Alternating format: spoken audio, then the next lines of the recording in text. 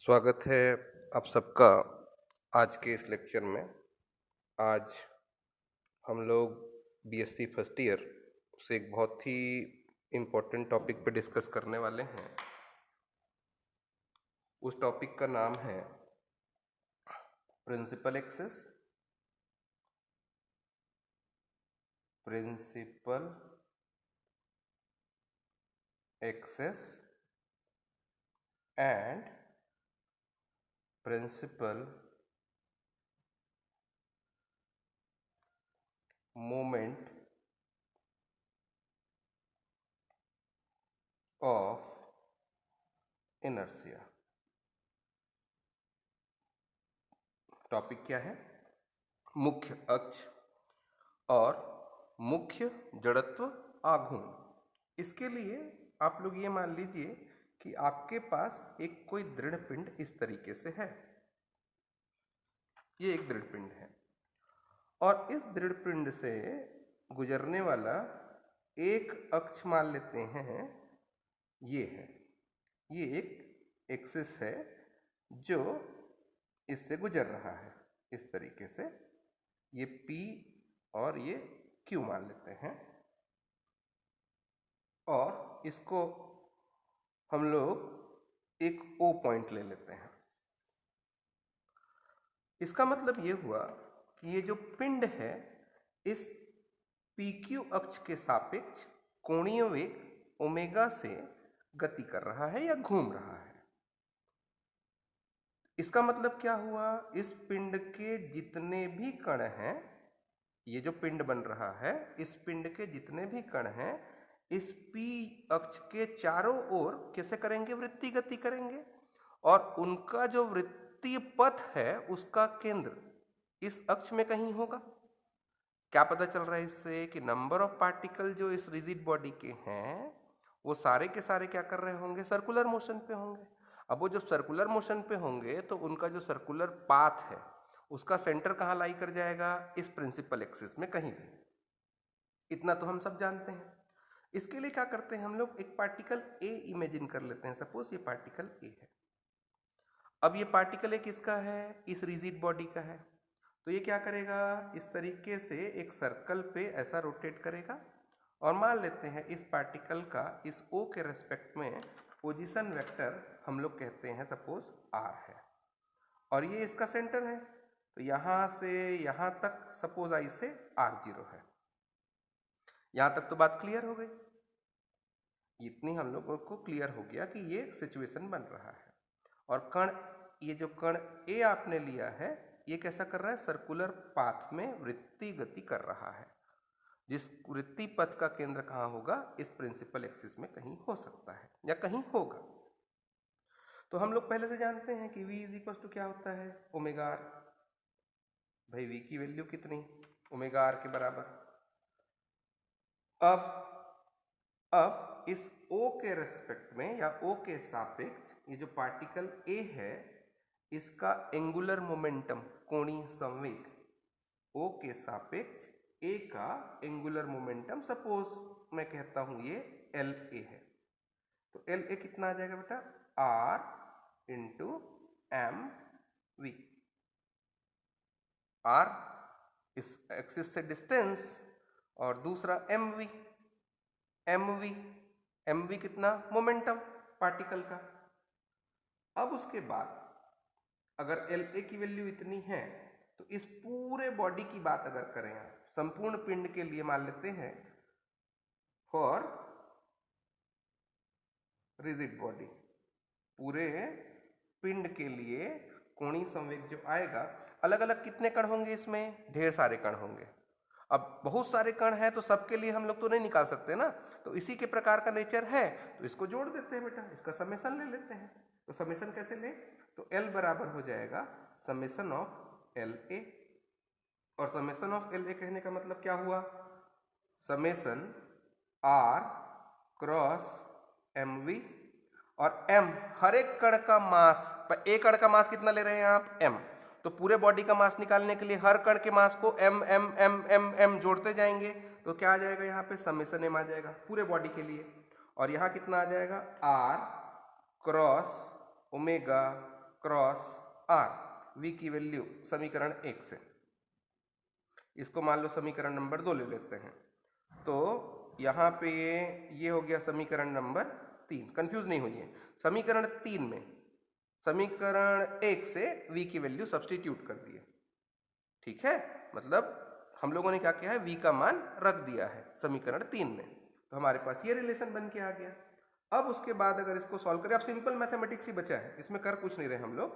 Summation m, ये a cross b cross c, a cross b cross c के हिसाब से अगर हम बात करें तो ये कितना आ जाएगा, r डॉट r, ये omega minus r dot omega dot sorry, ये हो जाएगा r, ये वेक्टर क्वांटिटी है, ध्यान रखिएगा।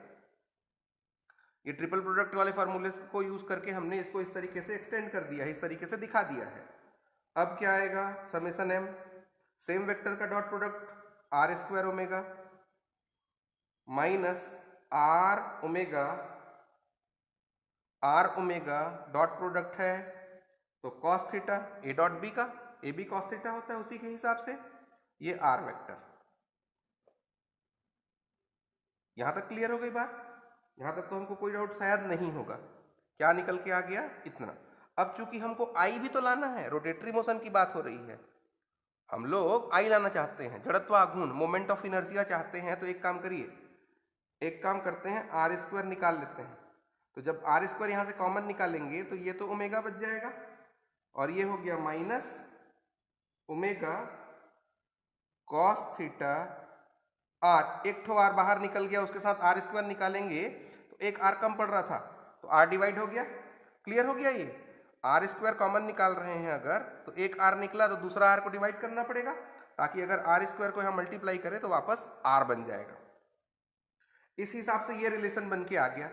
एक काम करिए आप, इसकी जरूरत अभी बाद में पड़ने वाली है, अगले चैप्टर में मैं इसी से स्टार्टिंग फिर से शुरू करने वाला हूं। तो एक काम ये कर लेते हैं, इस इक्वेशन को मान लो आप इक्वेशन नंबर 4, और ये वाला जो रिजल्ट है ये है आपका इस पूरे बॉडी के लिए, इस पूरे बॉडी के लिए ये लीजिए, एक रिलेशन निकल के आ गया। क्या कहता है ये रिलेशन? ये रिलेशन ये कहता है कि आपके पास जो ये कोणीय संवेग निकल के आ रहा है L की वैल्यू, और ये ओमेगा वेक्टर की वैल्यू निकल के आ रही है, जरूरी नहीं है कि ये प्रत्येक स्थिति में हर एक दिशा में एक ही हो, लेकिन कुछ स्थितियां ऐसी हैं कि एक पिंड के लिए, एक दृढ़ पिंड के लिए अगर बात करें तो परस्पर 3 लंबवत अक्ष ऐसे होते हैं जिसमें L और ओमेगा की दिशा एक ही होगी।